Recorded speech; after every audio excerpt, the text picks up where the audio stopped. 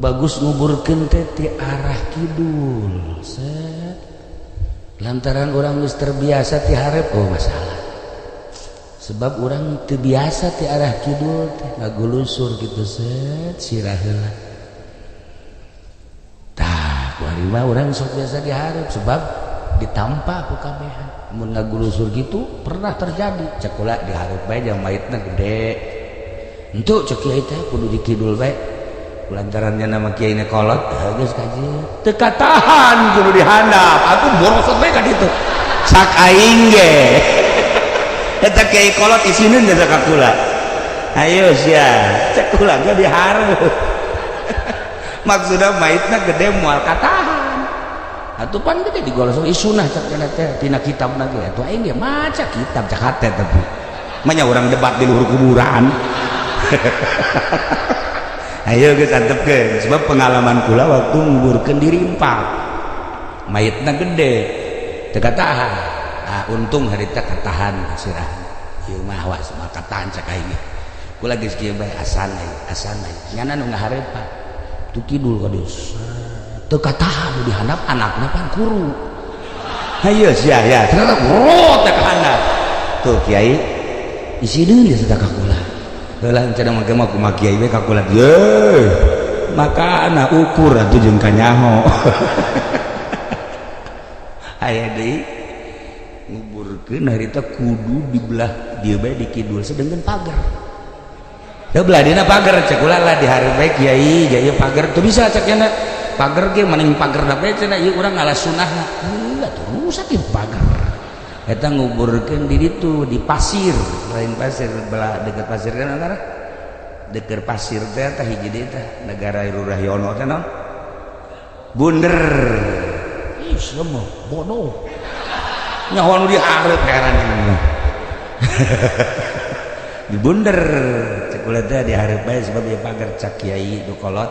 di dieu bae cenah kiai kajian pagerna ka dinya maka ding tangkal ka dongdong baheula teh cabut ku sia kiai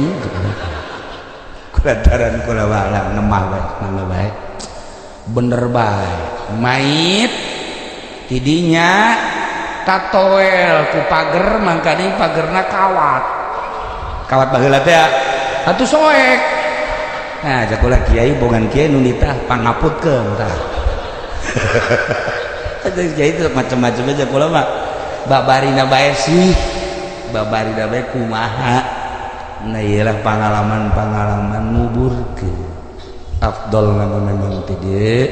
ngan di dieu bae mun maitna kuru boleh mun maitna bangsa model kos kieu mah salajan kuru kan dosana gede berat bal katahan di dieu bae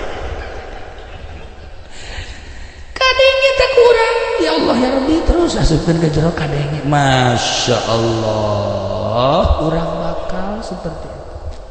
orang bakal seperti itu asupkeun kiblatkeun buka heula urang adenya urang aya di dinya Masya Allah kan terus ditempelkeun gelungna teu berdaya urang langsung digelungan tas dibacaan inna anzalna mun nguburkeun gelungna bacaan inna anzalnahu fi lailatil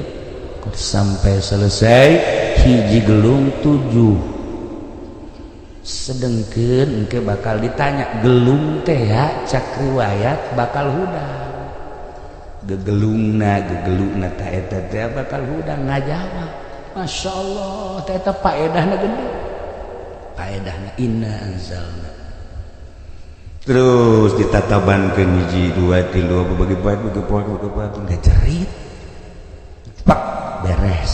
sok samak ayo buru ini sorangan di jero Masya Allah sorangan di jero langsung beres talqin la ilaha illallah wahdahu la syarika lahu lahul mulku wa lahul hamdu wa yumiitu wa huwa hayyun la yamutu bi yadihil khair wa huwa ala kulli syai'in qadir kullu nafsin dha'iqatul maut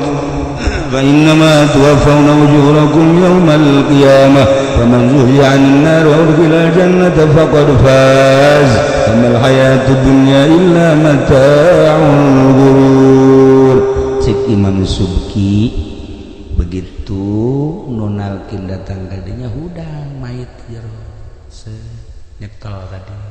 Oh mau taing tae kadeng urangna di jero kubur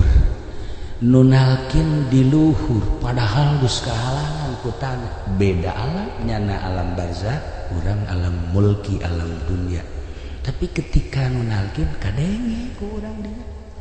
lamun teu percaya paeh gitu paeh kukula ditalkin gitu etalah kehebatan alam barzakh mah kan di laut di darat di kubur alam katutupan ngaranna alam barzakh mungkin kuburan teh di beteng buaya di beteng mau di beteng orai di handap di laut dan lain sebagainya alam barzakh tah nyana ngadengekeun ya Haji Supendi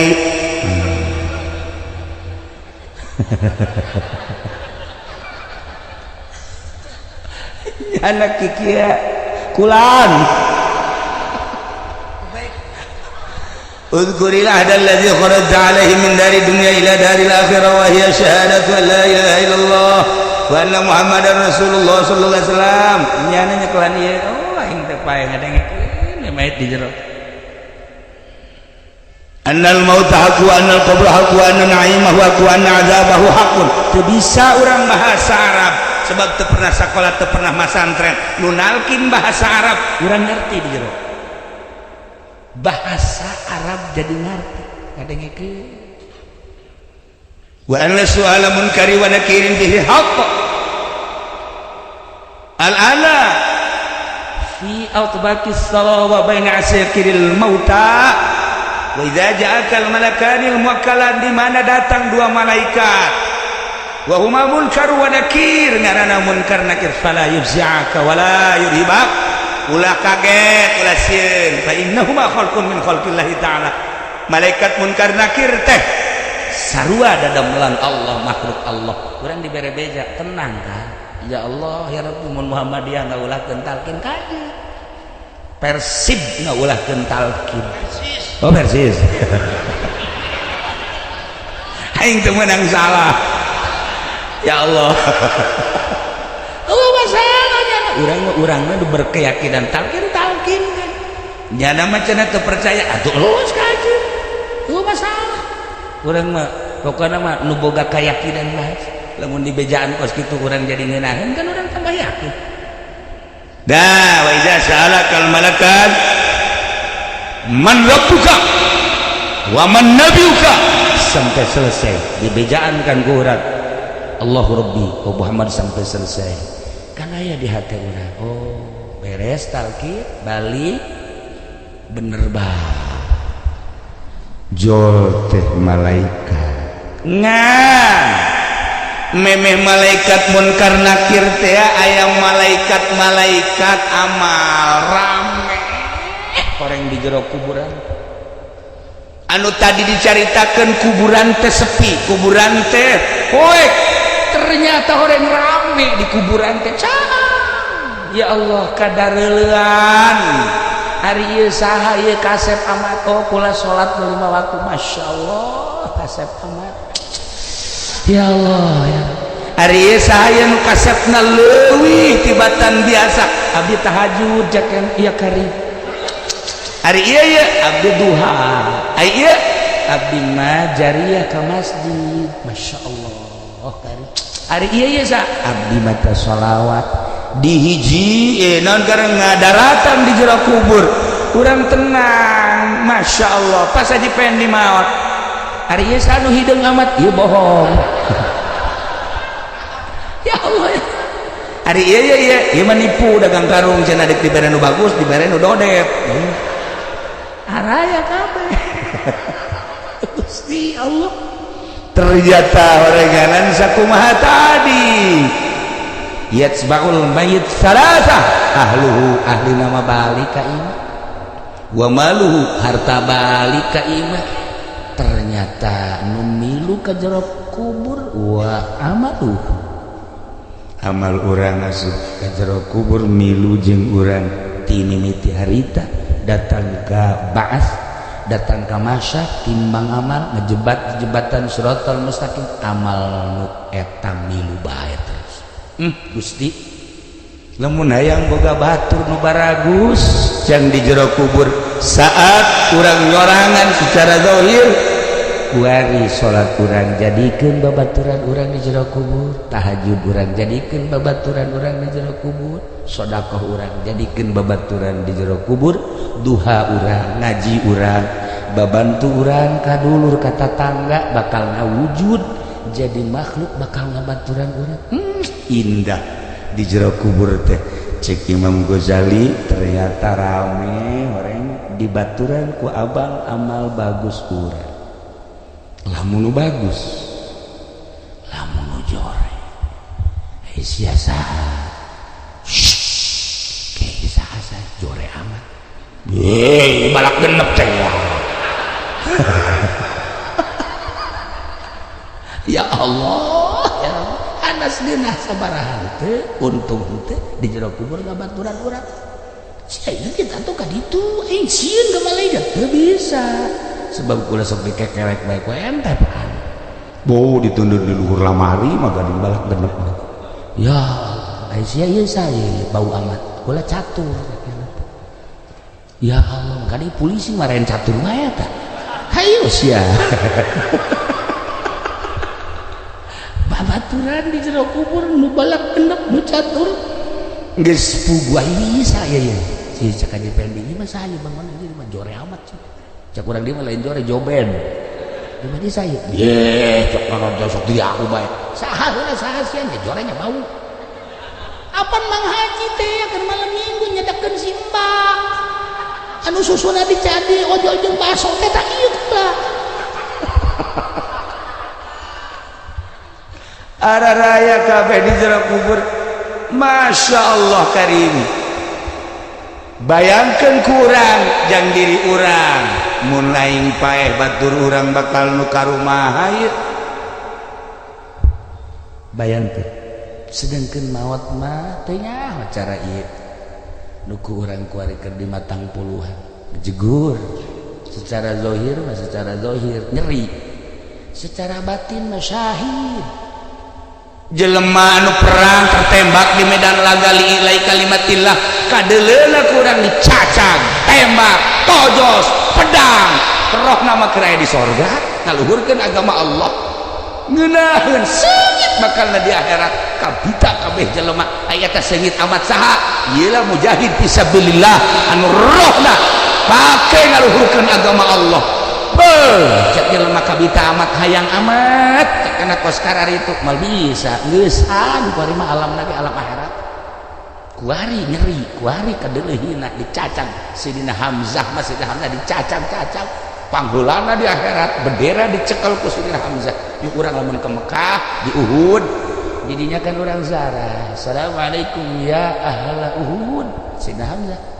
anu geus dijelaskeun ku Kangjeng Nabi bendera mujahid fisabilillah serahkeun ka Sidina Hamzah mamang Kangjeng Masya Allah lamun kuari urang berjuang ngaluhurkeun agama Allah tertembak terpanah kemudian atuh ayeuna mah kitu dibeuleuh dan lain sebagainya kuari mah macam-macam di akhiratna deuleu bendera Sidina Hamzah Masya Allah tah nyeri mana deui anu syahid nu syahid teh nu ragam di luhur tangkal brek ka handap nyeri ka dalam syahid asal iman ka Allah jeung ka Kangjeng Rasul ulah si siang-siang maling saya syahid teh budak cenah kunaon tabrakan nya sincek nya sincek syahid syahid tama luka beuleuh nyeri ka deureuna nyadakeun seuseurean wae ya Allah ya Rabb nikmat cek enak mun jaraho kageunahannya status syahid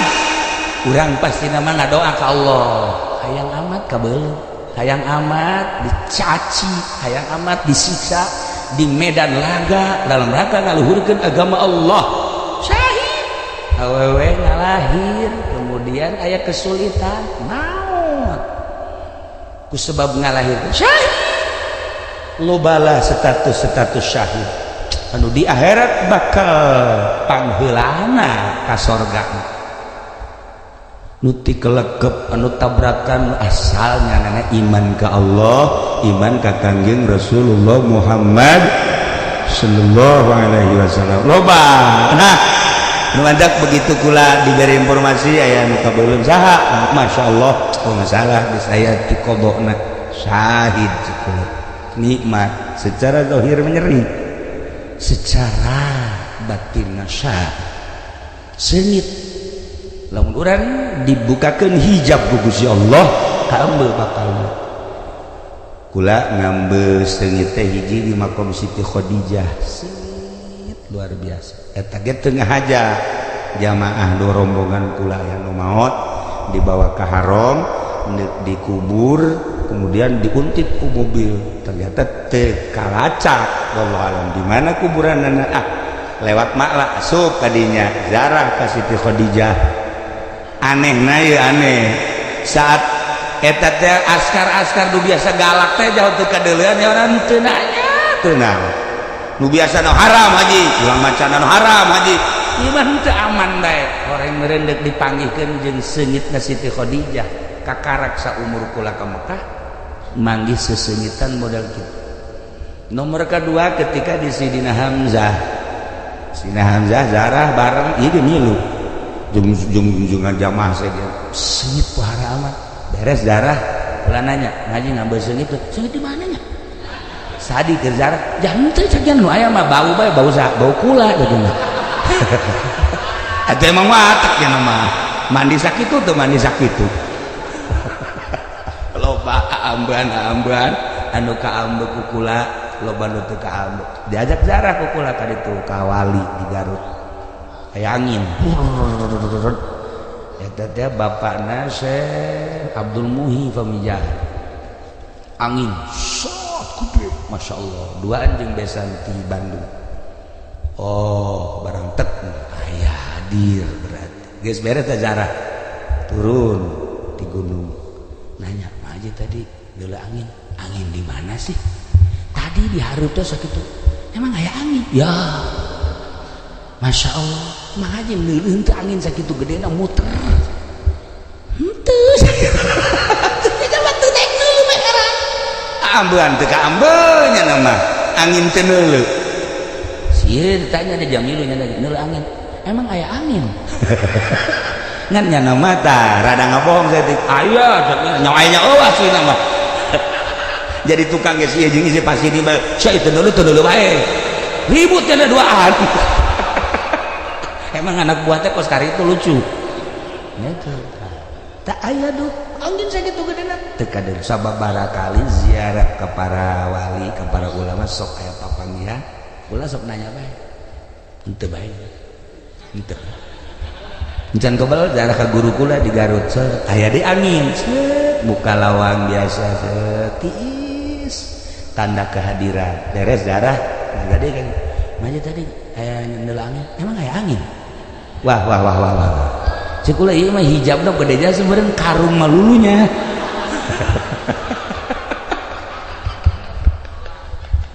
tedek deuleu tedek ngarasa nah iya di jero kubur teh ternyata loba babaturan Masya Allah ai perang memereunganan urang mancan wayah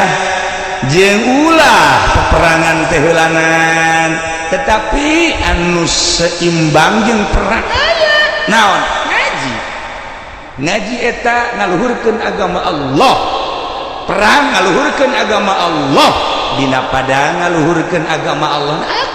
numantak santri-santri eta mujahid fisabilillah tentara Allah urang neuleuh di pondok pesantren eta keur jadi tentara Allah nya mah henteu ngaharepkeun naon hiji bae hayang bisa ngaji hayang wawuh jeung Allah tentara Allah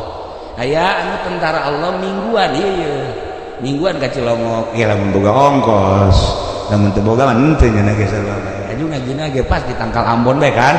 atuh gak deketan tukang wudu jeung kiaina mah teu wawuheun nya mah jeung tukang somai wauhna jeung tukang uduk. Oh masalah guys. Geus ka ditu siang hiji jeung tukang uduk.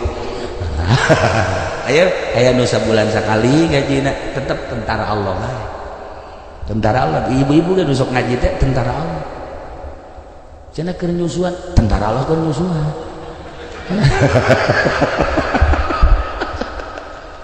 Cenah jarore atuh tentara Allah mah teu anu kaset, teu anu geulis, jarore engke di akhirat geulisna mah. Kuari mah atuh sabira lah dunia. Gelis menang 40 tahun. Atuh jadi kariput. Kok masih ieu mah. Karak lahir ge geus keriput geuna mah. Tah kacaritakeun mah di jero kubur teh engke datanglah malaikat munkar nakir nanya man rabbuka wa man nabiyuka wa madinuka wa ma kitabuka wa man ikhwanuka. Nah wa ma kiblatuka wa man ikhwanuka eta nu bakal ditanya geus lah hese-hese apalkeun ti kuari. Yang pertanyaan di akhirat man rabbuka Allahu rabbi wa man nabiyuka Muhammadun nabi wa ma kitabuka Al-Qur'an kos TK bae sia. Teu kudu ditalar ti ayeuna sebab eta mah asal urang ibadah ka Allah, salat, Ramadan, puasa, nisab zakat, nisab haji, munggah haji. Urang aya tahajud, jang lalaki awewe mah teu kudu tahajud ja. Awewe mah teu kudu tahajud, teu kudu rawatib, teu kudu salat duha, teu kudu awewe mah lalaki. Lalaki bae, awewe mah asal ngaladenan salaki, leuwih tibatan salaki. Geus sakitu geus. Dina kitab ge teu kudu geus tahajud los. Kakak tahajud bae kula mah ngaladenan kakak bae ke kakak tas tahajud kula nongeng. Atuh leuwih ti tahajud. Isuk-isuk nawaran ke salaki kak kopi apa susu kula eta geus sakitu bae ge salaki nah ieu mah kakak kuari kakarak nyahona tiki uci kamari ngaji ka tadi mah teu nyaho oh lamun keur ti buang orang mah aing senang ieu kos kieu boh ya awak aing datang ka kuru mikiran sia aing kuari mah aing atuh bakal lintuh ye moal kebal deui cak pamajikanna kak bisi kurang laden bisi kawin deh bener tak sih ya bener ikhlas pokoknya kawak kakak kawin deh kayak kula balik kayak bapak kula sia nanaon. Nah iyalah aturan ibadah awe masa kaburuna baik lantaran ngurus anak ge ibadah nyapuan ge ibadah ngumbah piring ge ibadah mang masakeun salaki ge ibadah salaki bisa teger tahajudna lantaran pamajikanana ngaladenanana kakak besi tahajud kurang kopi ya tak kopi teh kula di sadeu kurang amis gula tah ieu nah besi endeu hayang kopi susu teh ieu kula disadiakeun besi kakak hayang cenghar tah kula disadiakeun masyaallah kan ngeunaheun ka salaki teh tas tahajud ngopi